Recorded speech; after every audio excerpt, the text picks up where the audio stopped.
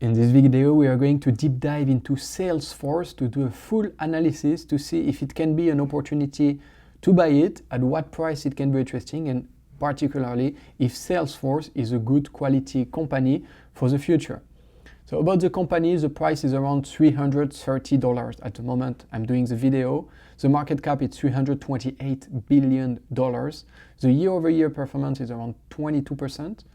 The focus on AI with Agentforce. There was something huge around the company. Like a few months ago, everybody was saying, okay, Salesforce is going to die because of AI. Now, everybody's saying Salesforce is going to lead the market thanks to AI and Agentforce. So the story can really change fast. So they have this focus on AI with Agentforce. The PE is actually around 56, okay, and the forward PE around 31. So with such high PE ratio, is the company really overvalued, or there is still some opportunity to buy this stock? Surprisingly, in the last 5 years, Salesforce didn't outperform the market with 91% performance against 103%. So the question is, can the company actually outperform the market in the future? That will be something interesting to discover. In this video, we'll talk about the business. You will understand everything about Salesforce business. We'll see the numbers. Is it a good quality business or no? Does it have a moat or no? And we'll talk about the value, at what price it's interesting to buy this stock if the numbers, the moat, and the business are actually good.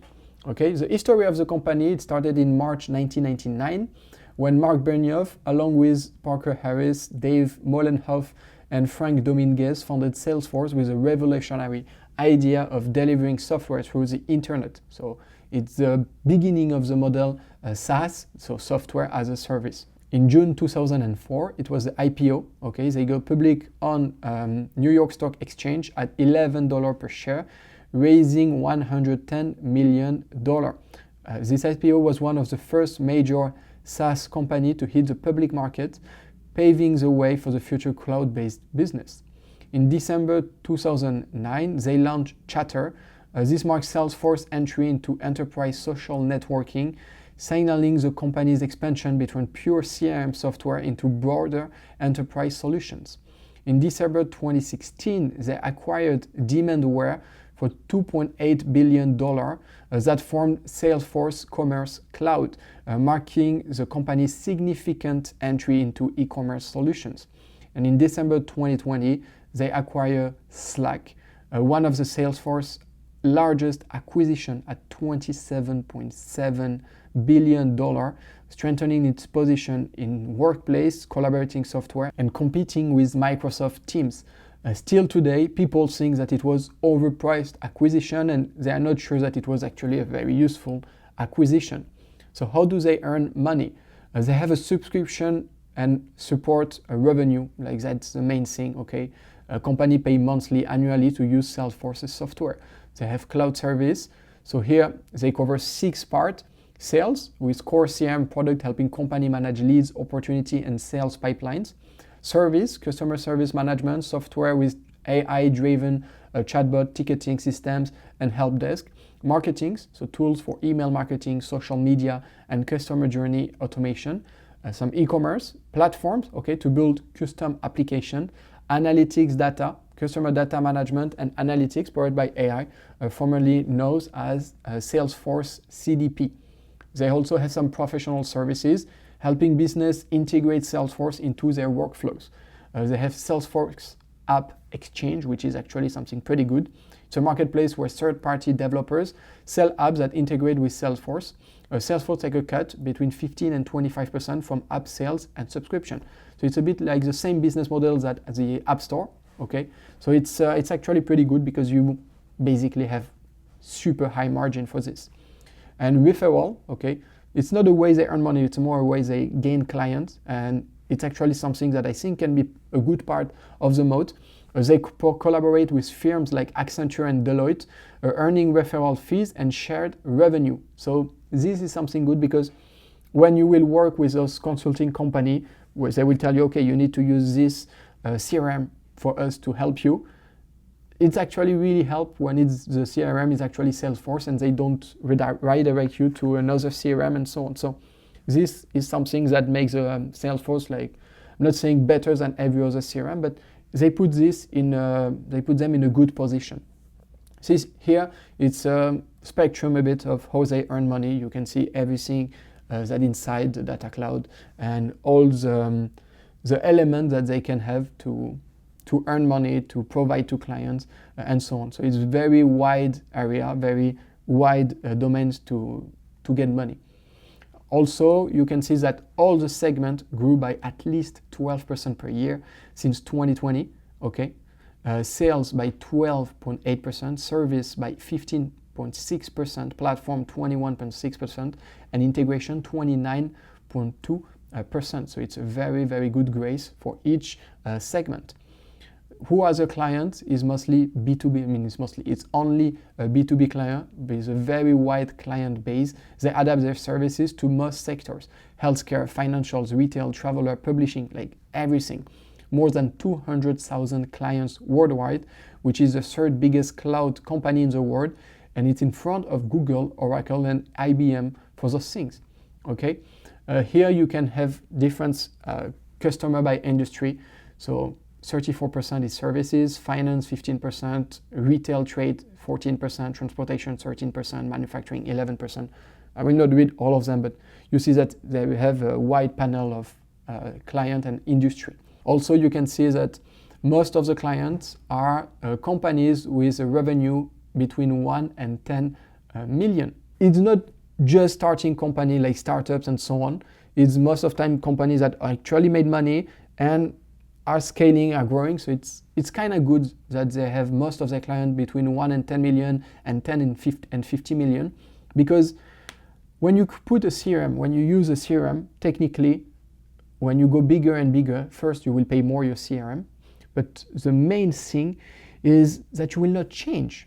So when you started your company and you had $5 million annual revenue, you are with Salesforce. When you will have $500 million revenue, you will stay with Salesforce. So the fact that they have most of their clients between 1 and 10 million and 10 and 50 million, I think it's something very, very good for the future for this company.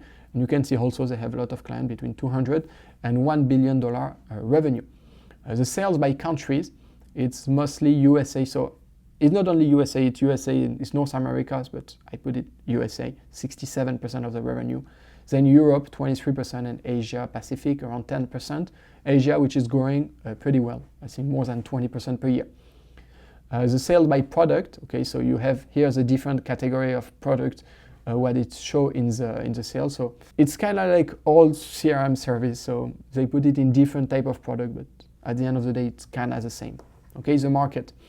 The growth of CRM business, okay, so not Salesforce, but CRM business, the cumulative annual growth rate is around 13% till 2030. So it's expected to be 13%. There is different sources. Some say it's more around 15 to 20%, but I prefer to take some margin of safety and say it will be around 13% per year. Salesforce, they dominate the market, okay, with 23% of market shares. They have a strong presence across industries and a comprehensive suite of products: Sales Cloud, Service Cloud, Marketing Cloud, etc. The competitors, you have Microsoft Dynamics, which have between 6 and 8% of the market. Same cloud-based CRM with ERP platforms that integrate seamlessly with Microsoft ecosystem, including Office 365, Teams, and Azure. Most of the clients that they will have, it's people who already have like Office 365 and they will integrate Microsoft Dynamics. It's a bit like this that they could work, and it's this segment of the market that they are getting. You have Oracle with between 4 and 6% of market. Their strength lies in its ability to provide end-to-end solution for large enterprises with complex needs, okay? And then you have Adobe, 3 to 5% of the market, a top choice for business prioritizing marketing automation, customer journey optimization, and creative content delivery. You also have other competitors like HubSpot, Zuhu Corporation, SAP, Qualtrics. It's a bit difficult to know which one is, who are the main competitors, because you really have a wide panel of potential competitors. It depends also in which field. If you look at the global one, you will have, for example, a CRM with Salesforce, which will be undisputed leader. But if you go in a sub-market, you will have something different. So it's a bit difficult to analyze the market. But the global CRM market, you really have Salesforce like top high in this market. The team, you have Mark Benioff, which is co-founder and CEO, and Amy Weaver, which is CFO in 2021. The CEO is one of the co-founders, so this is something good as well for the company. It's something that I like. You can see that he owned around 2.3% of the share, which represents $6 billion. So he have kind of good incentive to do good for the company. And I've listened some podcast of him and so on, and he's a very smart guy. When it's come to numbers, you can see a very, very good growth score with a predictability of 4.5, so it's very good. You can see a 2-digit growth for the future, except for the revenue, which is around 9.5%, but it can be over 10%, but I prefer to take some margin of safety. Over the last 10 years, it grew by 21% per year. The free cash flow grew by 32% per year, and EPS by 39% per year. We'll mostly check here everything with free cash flow because the net income is not really managed the same way. So it's more relevant to use free cash flow for this kind of company. So you can see a very good growth, a bit less for the EPS over the last 5 years, but the free cash flow, it's more important, and it grew by almost 33% per year for the last 5 years. So very good score, like 90%. When it's come to efficiency, here's some little problem which put it 55%. Same with efficiency. You will not use operating margin. You will not use net income to do your ROIC, ROE, or a return on capital employed, and return on asset. I did it with free cash flow because it's more relevant. For the free cash flow margin, now it's over 30%. It's huge. 5 years ago it was around 20%. 10 years ago around 14%, so it's growing over time, so it's a pretty good sign that they may have a good moat. The return on capital employed, I use the free cash flow for this, it's growing, now it's over 15%, so it starts to be good. 5 years ago it was around 8%, not really good, but now they manage better and it's higher than 15%, so I like it. And return on an asset, same, I use the free cash flow again, 13% now, it really grew since the last 5 and 10 years. Here you can have potentially the forward number, the forward efficiency will go from 55 to 75. If, for example, the return on capital employed, they manage to keep it higher than 15%, higher than 12%, and the return on asset, they manage to keep it higher than 10% as well. So I guess this is really achievable in the next 5-10 years. So it could increase efficiency great, okay? I don't know if they will be able to make free cash flow margin way higher than 32%, but I think it's pretty safe to say that this is numbers that we could have if we come back in 5 to 10 years to analyze again the stock. When it comes to debt, there is no debt. Okay, net debt to EBITDA, it's negative, so they have more cash than debt, so it's good. Debt to equity, 20%, and interest coverage higher than 100%, so perfect. When it comes to allocation, here as well, some problems, especially with the stock-based compensation. 5 years ago, it was around 52%. Now 25% is very big. Okay, I would prefer it to be under 10%, but we cannot have everything for the company. So, but 25% is pretty big. It's decreasing year over year, so it's good in terms of ratio, but still, it's still high.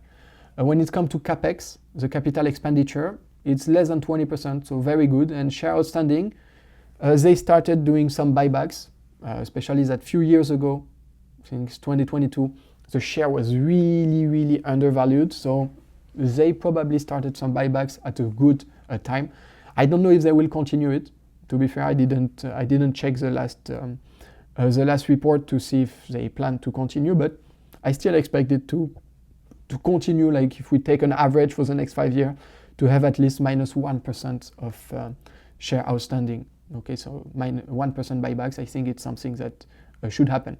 When it comes to dividend, it's pretty new, so not a lot of comment about it. It doesn't make a lot of sense. So the overall quality score is 74%, and the forward quality score should be around 80% if the efficiency continue in this direction. The product, are they essential? Yes, most of the companies need a CRM, okay? Generally, like you need a CRM. Are the sales predictable? Is there any regularity? Yes, because it's mostly subscription. 94% of the business is subscription with high retention rate. One of the main thing about CRM is they have a very high retention rate. The clients are really happy about what they have. Is it a wide market with tons of clients? Yes, more than 200,000 customers. All the company kind of need a CRM, so you really have like huge client potential. Is it difficult for client to change to competitor? Yes, especially for big businesses. It takes years to transfer from CRM operator to another. Plus it's risky because some important data can be lost in the process, you can have some trouble in the process. It really takes years to change fully your CRM thing, and most of the time you do it one thing by one thing, so it can take like between 5 to 10 years for some business to change a CRM. So yeah, when you have a business and a client, except if the client go bankrupt, you may have it for life, so this is pretty good. Are the product resilient to changes and innovations? Yes and no. Innovation can be a threat, but Salesforce shows that they can adapt and that they are managing very well on it. So that's why I put yes and no here, because yeah, you can always have a competitor, something new that destroys the market and destroy you. But with the base of clients that they have, it will really need something incredibly exceptional from a competitor or as a new product to take the 200,000 customers that they have and to transfer them to somebody else. It will really take big things, probably a lot of money and so on.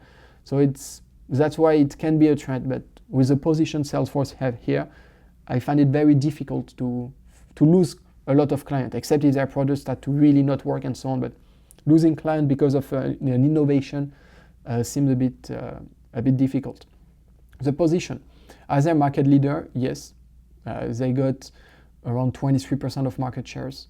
Is the market open or closed? Okay, can competitors enter easily?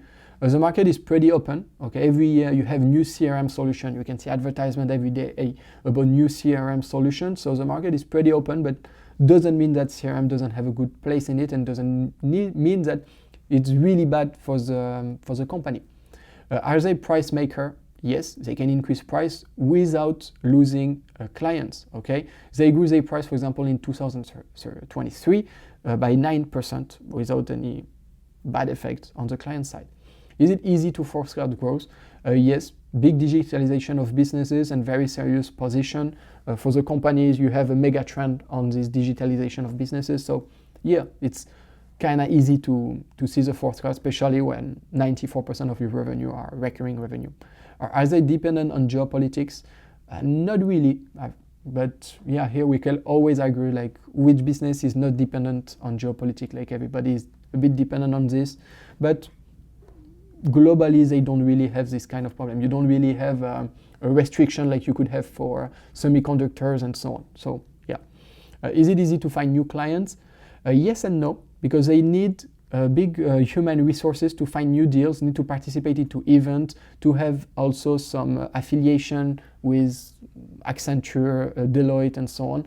So yes, they have a human capital to find new deals, but when you have 30% free cash flow margin, it's kind of fine. When it comes to the management, does the growth come from outside or inside? It was coming from acquisition, like Tableau, Slack, at way too high prices. And this was problematic. But it seems that since 2022, they came back to focus on getting growth from the inside core business. So it's a good news. We will see. I just hope they will stop doing, like, I'm not saying it's stupid acquisition, but it's a bit overpriced acquisition. But in reality, even if it seems overpriced, it can be good because it may put like a very serious competitor out of the business. So they have less choice, and then they will go to Salesforce instead of going to somebody else. So it's, on the one hand, it's understandable that they pay a bit high price for this, but I think for Slack, for example, they really pay too much for it. Is it easy to manage the company? Yes, they are focused on one ecosystem, subscription. Is a company focusing on creating good products? Yes. Plus they try to adapt their products to each industry to be even more competitive, to have very good product depending on the industry you're in.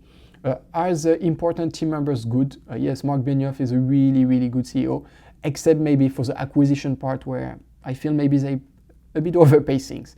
When it comes to strength of this company, they have a market leadership. Okay, Salesforce is a global leader of the CRM market with market shares of over 20%. Its brand recognition and reputation are unmatched in the industry. High customer retention. Okay, they are known for its high customer retention rate, indicating strong customer loyalty and satisfaction. It also makes it easier to forecast the growth. They have a diverse and scalable product portfolio, offers solutions across sales, marketing, service, like AI, Einstein AI database, with Tableau, communication, Slack, commerce cloud, catering business of all sizes. They have customer-centric culture, okay, not for instance, customer success philosophy, and the 1-1-1 model of philanthropy, which enhances brand loyalty and corporate reputation. Also, they have good innovation and AI integration. They pioneered the use of AI in CRM with Einstein AI and continue to innovate with generative AI like Einstein GPT, keeping it at the forefront of technology. Plus, they have now Agentforce, which is very useful. Strong partner ecosystem and App Exchange. As vast third-party marketplace, App Exchange helps Salesforce expand its capabilities and create a network effect, because the more you will have users of Salesforce, the more you will have clients in Salesforce, the more you will have developers that will create apps, the more you will have apps, the more you will have clients, and this is a really, really good thing actually. Plus, when you take 15 to 25% on each month sales, every amount of money those apps will make, it's pretty good. Weaknesses. High pricing and complexity. Okay, Salesforce is one of the most expensive CRM solutions, making it less attractive for small businesses. Also, you have steep learning curve. Many users find Salesforce complex to set up and use, requiring extensive training and certification. You also have some integration challenges with non-Salesforce ecosystem, while powerful Salesforce sometimes lack a seamless integration and third-party apps, leading the additional cost of API connection and so on. So yeah, this can be a challenge for the company, especially when you want to mix a bit the CRMs. They also have a slower organic growth. Okay, they are more reliant on acquisition, at least since 2022. Growth has slowed, and recent expansion has relied heavily on big acquisition, which carry risk of integration difficulties. Also, a lot of studies show that generally acquisition is way less powerful to grow than what people can think, and you can be disappointed. And then you also have competition. Despite its market leadership, Salesforce faces intense competition from other CRM providers and giants from tech. Opportunities, expanding in AI and automation capabilities. Okay, the rise of AI-driven CRM offer a major competitive edge. Expansion into emerging markets, growing demand for CRM solution in regions like Asia Pacific, Latin America, and Africa presents significant growth opportunities. They are growing 20% per year in Asia, so it's really good. Industry-specific solution, okay, developing tailored solution for industries like healthcare, financial service, and manufacturing can open new revenue streams. Plus, I think they are one of the only CRM solution providers that really adapt their thing for the industry of the client, so it's pretty good. Partnership and alliances, strengthening partnerships with other tech giants, for example, like Google, AWS, Microsoft, and industry leaders can enhance Salesforce's ecosystem and market reach. You also have monetization of data and AI services, leveraging data analytics and AI-based CRM insight and create new revenue stream. And also you have a growing demand for CRM, like the increasing need for customer relationship management solutions across industry present growth opportunities. You also have some threats, of course. The intensifying competition, okay, rivals like Microsoft Dynamics, SAP, Oracle, HubSpot are aggressively improving their CRM solution and growing fast. Okay, Microsoft Dynamics is actually growing faster than CRM. So Economic downturns, this is kind of for everybody. Enterprise may reduce software spending in economic downturns affecting Salesforce revenue, but this is, the whole market will be affected by this. You also have some regulatory and data privacy risk, increasing global regulation on data protection and complicate operation and increase compliance costs. Technological disruption, rapid advancement in AI, machine learning, and automation could disrupt the CRM market, requiring Salesforce to continuously innovate to stay ahead. Customer churn due to pricing and alternatives. Small and mid-sized business may opt for cheaper CRM alternatives like HubSpot, Zoho, or Pipedrive, but yet again, it's difficult. Generally, people will change like this is really new customer and not big business. Also, you have some cybersecurity risk and data breaches. As a cloud-based company handling massive customer data, Salesforce is a target for cyber attacks. Okay. When it comes to the moat, you have a wide moat with positive trend in Morningstar, so it's the best grade possible. The return on capital employed is kind of low, except if you calculate it with free cash flow instead of net income, and it's growing, so it's pretty good. So don't be fooled by the fact that it's low when you calculate with earnings, because when you do it with free cash flow, it's actually pretty good. There is a high switching cost. Okay, once you have a client, you keep it for long because it's difficult, long, and potentially dangerous to change. They have pricing power. Okay, so thanks to high switching cost and the quality of their services, Salesforce can higher their price easily. You have growing margins as well that demonstrate those things, and you potentially also have some network effect with those app developing. Okay, so the mode for me is pretty solid. Here's some question remarks, like problems that I see that may happen with a company and need to be highlighted, and we need to think about it before considering investing. Even if they say they should stop, it can be problematic if they start doing acquisition at extremely high value. Acquisition, I think, can be good, especially in this field, but you need to take care of the value to not get stupid high value. The stock dropped by more than 50% in 2008 and 2022 while growing free cash flow in the same period. So is it a sign that you may have some opportunity for good entry price if you have a problem? I don't know, but this is good to know that 2 times the price drops. A few months ago, everybody was convinced that AI will kill them. Now they think Salesforce is a genius in AI.